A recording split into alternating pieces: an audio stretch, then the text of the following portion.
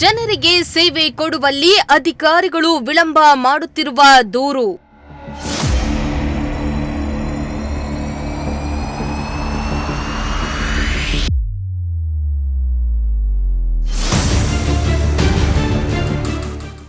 ಮಹಾನಗರ ಪಾಲಿಕೆಗೆ ದಿಢೀರ್ ಭೇಟಿ ನೀಡಿದ ಡಿಸಿ ಶುಭ ಕಲ್ಯಾಣ್.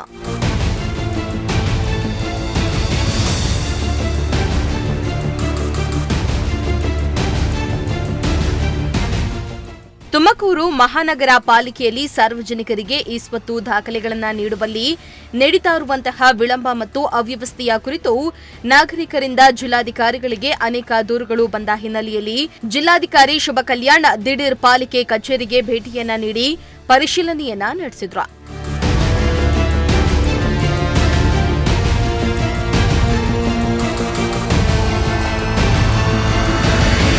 ಪಾಲಿಕೆಯ ಆಸ್ತಿ ದಾಖಲಾತಿ ವಿಭಾಗದಲ್ಲಿ ಆನ್ಲೈನ್ ಮೂಲಕ ಸಲ್ಲಿಕೆಯಾದ ಹಲವು ಅರ್ಜಿಗಳು ಕಂದಾಯ ನಿರೀಕ್ಷಕರ ಹಂತದಲ್ಲಿಯೇ ದೊಡ್ಡ ಪ್ರಮಾಣದಲ್ಲಿ ಬಾಕಿ ಉಳಿಸಿರುವುದು, ದಾಖಲೆಗಳ ಪರಿಶೀಲನೆಗೆ ತಿಂಗಳುಗಟ್ಟಲೆ ಕಾಯುವ ಅನಿವಾರ್ಯ ಪರಿಸ್ಥಿತಿ ಮತ್ತು ಕೆಲ ಕಡೆಗಳಲ್ಲಿ ಅಧಿಕಾರಿಗಳ ಅಸಮರ್ಪಕ ಸೇವಾ ಮನೋಭಾವ ಕಂಡುಬಂದ ಕಾರಣ ಜಿಲ್ಲಾಧಿಕಾರಿ ಅಧಿಕಾರಿಗಳನ್ನ ತೀವ್ರವಾಗಿ ತರಾಟೆಗೆ ತೆಗೆದುಕೊಂಡರು.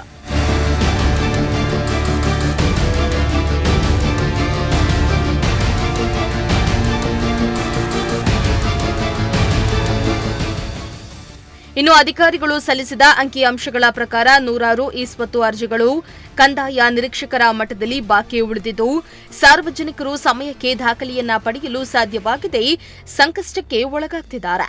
ಸಾರ್ವಜನಿಕರನ್ನ ದಿನಗಟ್ಟಲೆ ಕಚೇರಿಯ ಸುತ್ತ ಸುತ್ತಿಸ್ತಾ ಇರುವ ಅಧಿಕಾರಿಗಳ ನಿರ್ಲಕ್ಷ್ಯವನ್ನ ತೋರ್ತಾ ಇದೆ ಎಂದು ಜಿಲ್ಲಾಧಿಕಾರಿ ಆಕ್ರೋಶವನ್ನ ವ್ಯಕ್ತಪಡಿಸಿ, ಇದೇ ರೀತಿಯ ವರ್ತನೆ ಮುಂದುವರೆದರೆ ಸಂಬಂಧಪಟ್ಟವರ ವಿರುದ್ಧ ಕಠಿಣ ಕ್ರಮ ಕೈಗೊಳ್ಳುವುದಾಗಿ ಎಚ್ಚರಿಕೆಯನ್ನ ನೀಡಿದ್ರು.